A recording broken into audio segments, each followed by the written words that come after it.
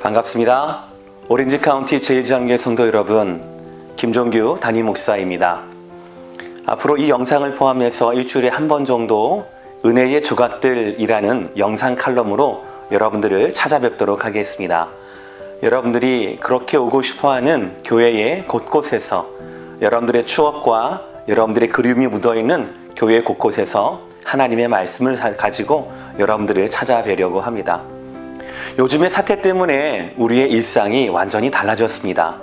약간의 차이가 있을지는 몰라도 거의 대부분 모든 분들의 평범한 일상이 정지되었습니다. 우리의 예배도 전혀 다른 모습으로 예배를 드리고 있고, 자녀들의 학교도 비즈니스, 관공서, 식당, 마켓, 그리고 프리웨이 모두 다 달라졌습니다. 평범한 일상이 너무나 그리워지고 일주일밖에 되지 않는데 언제 그날이 다시 올까 그런 싶은 하루하루를 보내고 있습니다. 그 중에 제 개인적인 가장 큰 변화는 손 씻는 것입니다. 사실 1분에 사람이 손으로 얼굴을 만지는 숫자가 23번이라는 보도를 들었을 때 저는 믿지 않았습니다.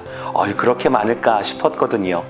그런데 한번 제가 실험을 해보니까 정말 20번 이상이 넘는 겁니다. 아니, 오히려 얼굴이 더 간지러운 것 같고 더 자주 얼굴에 손을 가는 것을 느끼게 되었습니다. 그리고 난 후에 이 손을 통하여서 여러 가지 바이러스들이 침투할 수 있겠다라는 생각이 들어서 그 다음부터는 손을 씻는 습관을 잘 들이게 되었습니다.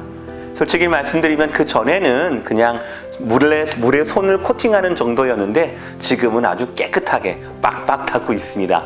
여러분들도 보도에서 말하는 것처럼 적어도 20초, 30초 이상 비누를 가지고 손을 잘 깨끗이 하시기를 추천을 드립니다.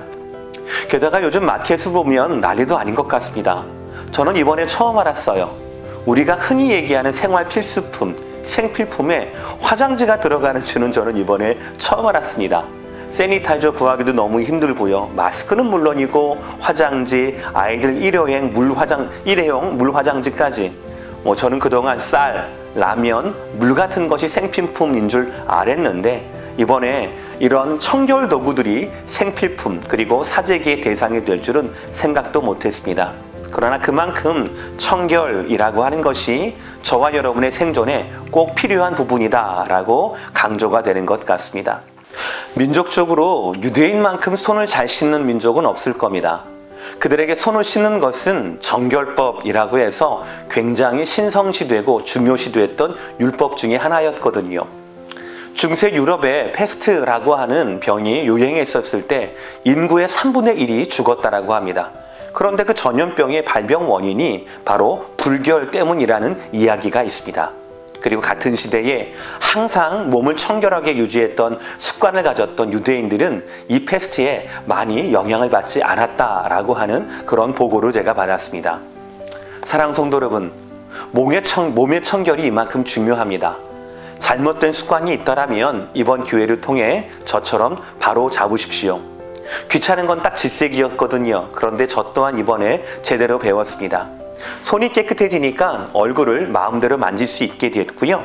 자그마한 이 청결의 습관이 저를 더 자유하게 된다라고 하는 것을 다시 한번 깨닫게 되었습니다.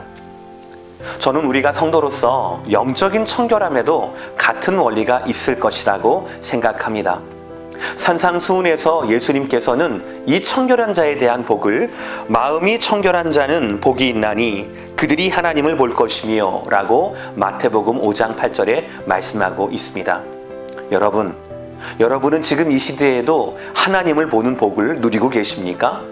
몸의 청결함만 강조하고 조심하고 유지할 것이 아니라 우리는 하나님을 볼 수 있는 마음의 청결함도 준비되어야 한다고 생각합니다.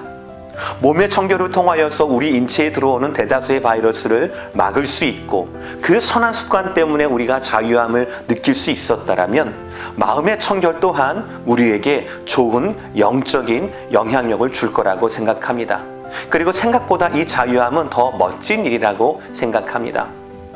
지금처럼 걱정과 두려움, 근심과 불확실의 시대에 하나님을 본다는 것이 어떤 의미가 있을까요?